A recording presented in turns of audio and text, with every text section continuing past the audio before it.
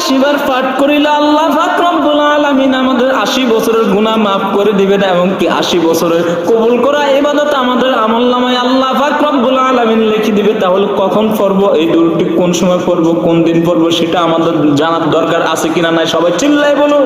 তাহলে শুনুন, এই দুরূদটি কখন পড়বেন, কোন দিন পড়বেন? শুক্রবার বাদ আসরের নামাজের পর, আসর নামাজ শেষ করার পর গনে গনে 80 বার পাঠ করিবেন। আল্লাহুম্মা সাল্লি আলা মুহাম্মাদানিন নাবিয়্যিল উম্মি ওয়া আলা আলিহি ওয়া সাল্লিম তাসলিমা। আল্লাহু আকবার। যদি দোয়াটি ভালো লেগে থাকে, দুরূদটি ভালো লেগে থাকলে অবশ্যই সাবস্ক্রাইব করবেন এবং কি ফেসবুক থেকে দেখলে অবশ্যই লাইক কমেন্ট শেয়ার করবেন এন্ড ফলো করবেন। ধন্যবাদ, সবাই ভালো থাকবেন। আসসালামু আলাইকুম ওয়া রাহমাতুল্লাহি ওয়া বারাকাতুহু।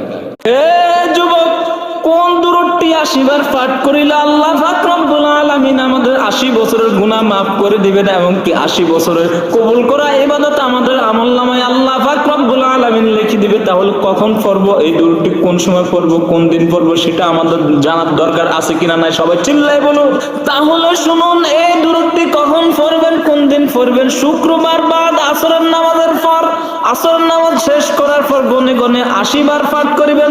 আল্লাহুম্মা সাল্লি আলা মুহাম্মাদানিন নাবিয়্যিল উম্মি ওয়া আলা আলিহি ওয়া সাল্লিম তাসলিমা। আল্লাহু আকবার। যদি দোয়াটি ভালো লেগে থাকে, দুরূদটি ভালো লেগে থাকলে অবশ্যই সাবস্ক্রাইব করবেন এবং কি ফেসবুক থেকে দেখলে অবশ্যই লাইক কমেন্ট শেয়ার করবেন এন্ড ফলো করবেন। ধন্যবাদ, সবাই ভালো থাকবেন। আসসালামু আলাইকুম ওয়া রাহমাতুল্লাহি ওয়া বারাকাতুহু।